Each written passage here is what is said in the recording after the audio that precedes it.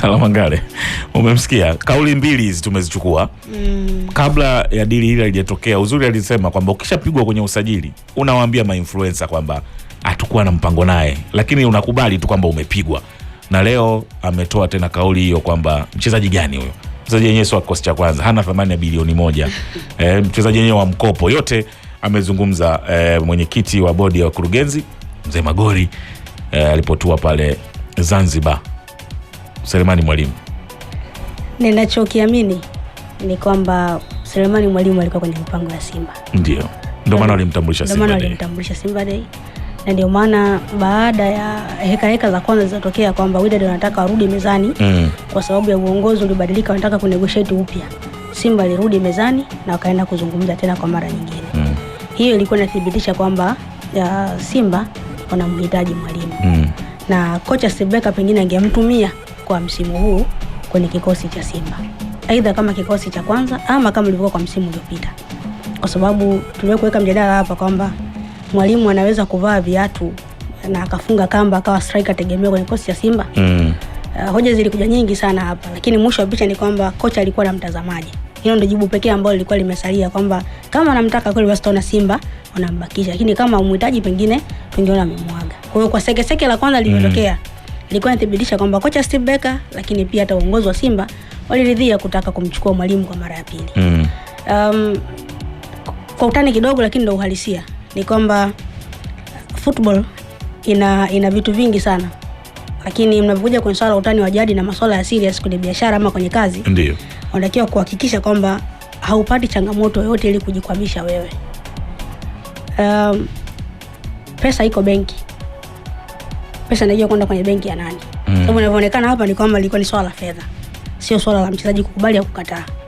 Kama Mwalimu ajirekodi video na akaituma Simba, Simba wakati siku ya Simba Day, maana yake Simba alimwini huyo mchezaji. Lakini vipi kuhusu kwenye pochi? Ilifanikiwa hapo kwa mambo mawili, kwenye pochi kwa mchezaji, kwenye pochi pia kwa upande wa klabu. Kwa maana klabu ilikuwa inataka nini? Kiasi cha fedha wachezaji wa Yanga wametoa na Simba ambacho wametoa, maana yake Yanga wameongeza kidogo ama zaidi ya pale ambapo Simba walikuwa kama inavyoripotiwa ni kweli. Kama inavyoripotiwa ni kweli. Maana yake ni kwamba swala la fedha ndio ambalo limeamua hatima Mwalimu kwenda Yanga. Lakini pili, kwa swala la kumuini mchezaji, inaonekana pia kipo ambacho kimeongezeka mpaka mchezaji akakubali kuachana kile ambacho alikubaliana mwanzo, aende kwenye upande mwingine. Hapo ndo tunakuja kuangalia kwamba mpira siku hizi umebadilika. Tunatoka kwenye masuala ya kucheza mahaba, kucheza kwa sababu na kipaji, mpaka kucheza kwa ajili ya maslahi. Kwa hiyo unajaribu kuangalia kwenye engo nyingine, unampongeza Mwalimu, lakini pia unawapongeza Wydad.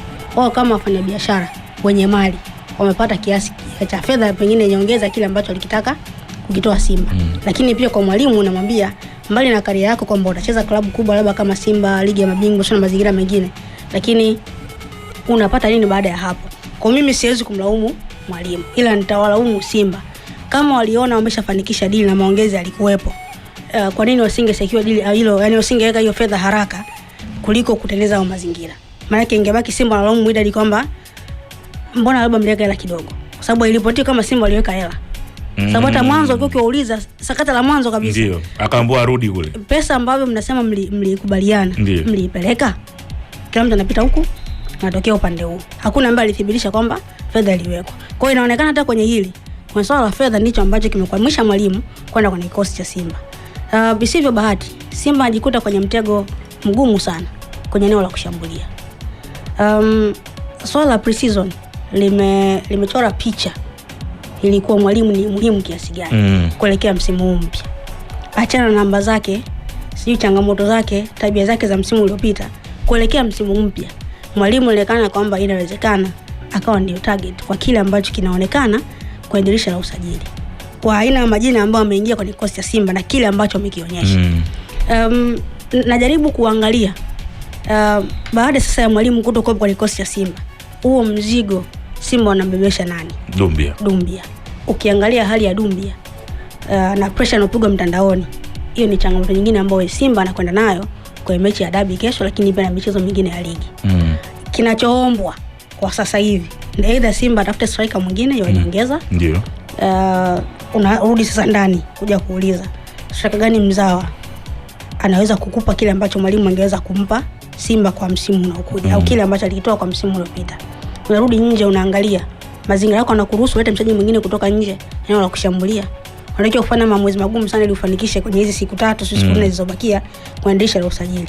Lakini kocha ana picha namna gani sasa baada ya mwalimu kuwa hayupo tena kwenye kikosi cha Simba? Maana yake amtumie Dumbia ama arudi na Kineli Mpanzu kwenye mazingira. Kwa hiyo swala la Simba ama swala la mwalimu kujiunga na Yanga limeathiri kwenye maeneo mawili. Eneo la kiufundi kwa maana kimino kocha Steve Barker, lakini pia kiuongozi kwa wale ambao wanapitia nje ya uwanja, mashabiki ambao wanayazungumza. Kwa sababu msimu uliopita ambao walikosa ubingwa, kocha aliyeondoka kwanza kabisa alisema mambo ya X factor player, ndo baadaye akaondoka. Fadu alitumia hiyo kauli kwamba kikosi changu mimi kinakosa X factor player. Akajaribu kuulizwa wataje kidogo, akaanza kuwataja majina hizo kocha akaanza kuzitaja, lakini baadaye akaondoka na maisha mengine aliendelea kwa Simba. Msimu huu pia ukija kuwatazama Simba kwenye mazingira tu ya kushambulia, tayari kuna viulizo vinakuja bila kujali ama kufanya ile prejudgment kuhusiana na performance ya Dumbia kwenye michezo hii michache ambayo ameonekana. Inawezekana tukawa tuna judge ganda la kitabu mapema sana kabla kusoma kitabu chenyewe, lakini kwa pressure iliyopo Tanzania ni ngumu ama inahitaji muda atuthibitishie kwamba anaweza kufikia hizo level. Kwa hiyo hata kinyengo ya uongozi imeleta shida kwa upande wa Simba. FM kutoka Dar es Salaam.